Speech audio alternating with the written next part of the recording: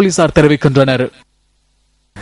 Saudi அரேபியாவின் தமாம் பகுதியில் உள்ள பணிப்பெண்கள் தங்குமிடத்தில் 3 மாதங்களுக்கு முன்னர் இடம்பெற்ற துன்பகரமான சம்பவம் ஒன்றை இலங்கையர் ஒருவர் பதிவு செய்திருந்தார். பெண்களுக்கு எதிராக இடம்பெறும் இவ்வாறான துன்புறுத்தல்களை தடுக்க நடவடிக்கை எடுக்குமாறு கோரியே அண்மையில் நாட்டுக்கு வருகை தந்த குறித்த இலங்கையர் நியூஸ் ஃபர்ஸ்டுக்கு இந்த காட்சிகளை வழங்கினார்.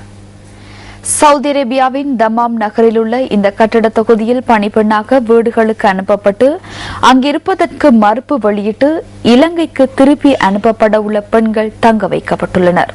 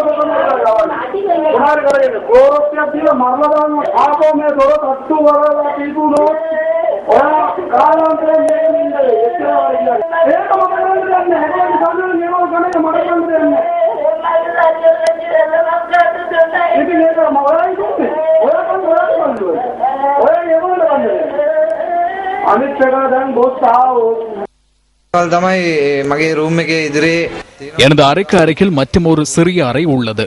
அதை பார்த்தால் நாய்க்கூடு போலவே காட்சி அளிக்கும். அந்த அறையில் எமது நாட்டு பணிப்பெண்கள் சிறை வைக்கப்பட்டு துன்புறுத்தப்படுவார்கள் என எவரும் நினைக்க மாட்டார்கள். நள்ளிரவு வேளையில் சாப்பிடுவதற்கு குடிப்பதற்கு எதுவும் இல்லை என கதவை தட்டுவார்கள். ஒரு நாள் இரவு எழுந்து பார்த்த போதே எமது பெண்கள் இங்கு சிறை வைக்கப்பட்டிருப்பதனை அறிந்தேன். பின்னர் அரேபிய நபர் ஒருவர் வந்து இவர்களுக்கு சாப்பிடவோ குடிக்கவோ கொடுக்க வேண்டாம், அவ்வாறு கொடுத்தால் நீ திருடியதாக போலீசாரிடம் கூறுவேன் என தெரிவித்தார். அங்கிருப்பது உகந்தது அல்ல என எண்ணினோம். எப்படியாவது இதை இலங்கைக்கு கொண்டு வந்து காண்பிக்க வேண்டும் என எண்ணினோம். இலங்கை தூதரகம், சவுதி தூதரகம் மற்றும் தமாம் முகவர் நிலையத்தை நட்டம் காரணமாக மூடப்போவதாக நான் வரும்போது அதன் தலைவர் எனக்கு கூறினார்.